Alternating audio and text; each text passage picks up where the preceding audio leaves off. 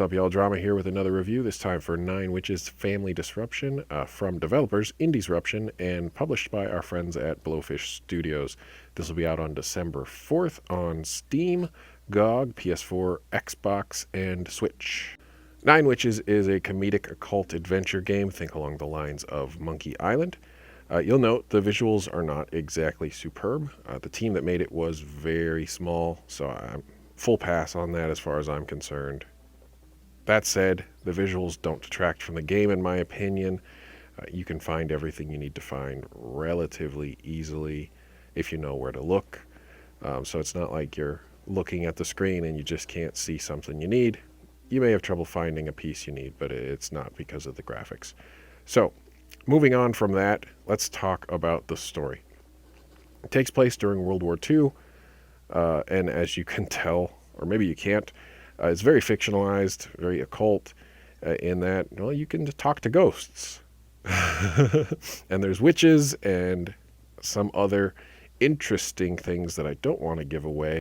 If you look at the trophies, you'll probably be able to figure out some of those things that they added in that I'm not going to talk about.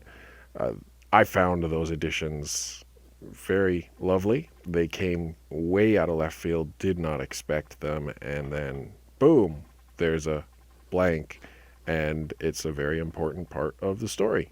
So that was fun for me. That goes to the humor, that speaks to the humor, which is very, very lowbrow. Think poop jokes, fart jokes. I think I had my character take a dump in 3 places, and one of those got me a trophy. So if that's something that you don't like, well, probably not the game for you. If you don't mind it, or you think that's funny, this game is likely right up your alley. From the adventure standpoint, while I did get stuck a couple times, adventure games are just not my forte. I've never been very good at them. I enjoy them, they tell a story, right? But I usually use a guide.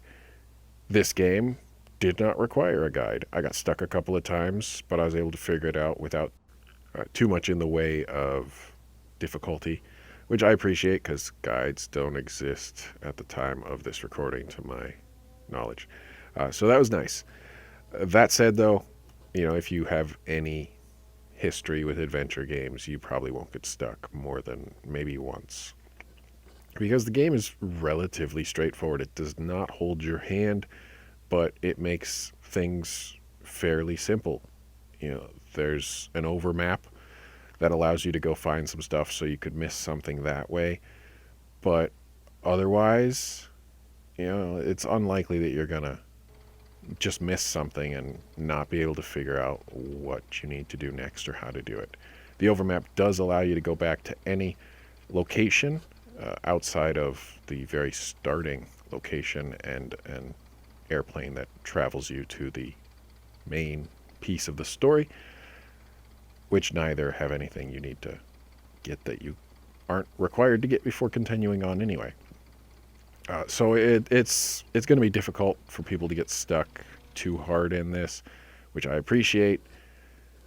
So it's pretty cool. I really liked the game. It took me, about 6 hours, I think, to get the plat. I didn't know what the trophies were at the time. I just played the game and worked doing things that I thought might have a trophy related to them. Some of them did, some of them didn't. And I pooped a few times because it was funny, which, hey, trophy, yay. So it'll be a simple plat, no guide needed, fun game, potty humor. I suggest getting this. I really enjoyed it.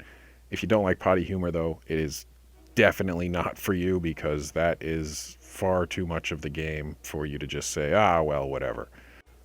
All that said, potty humor caveat excluded, game gets a full recommendation from me. Check it out December 4th.